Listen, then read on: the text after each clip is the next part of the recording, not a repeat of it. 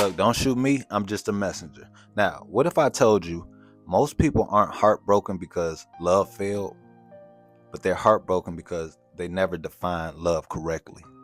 And I say that because in today's society, we call chemistry love.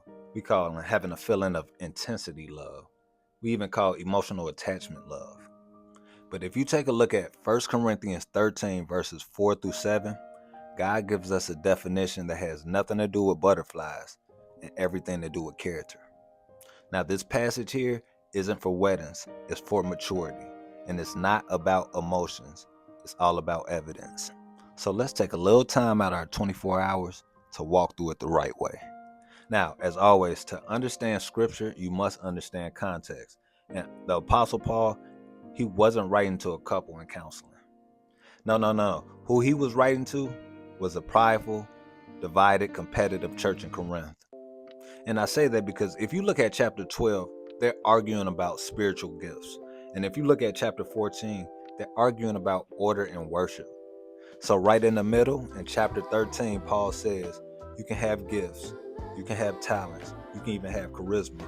But if you don't have love, you don't have nothing.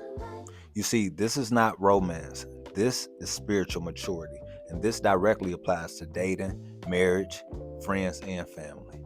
So it begins where it says, love is patience.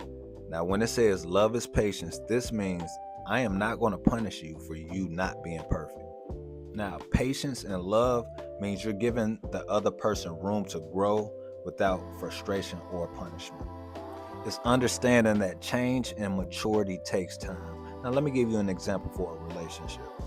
If your partner is struggling with communication or past trauma, patient looks like you listening and supporting them instead of criticizing them because they're not perfect. Now, let me be clear.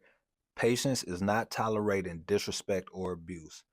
It's having grace towards someone during their growth process. It's not permission for dysfunction. Meaning, healthy love says, I see who you are becoming, not just where you are. All right, then it says, love is kind. Now, kindness is love in action. And I say that because you can be honest to someone without being harsh, and you can correct without humiliating. Kindness is honest, but it's gentle, it's constructive, and it's considerate.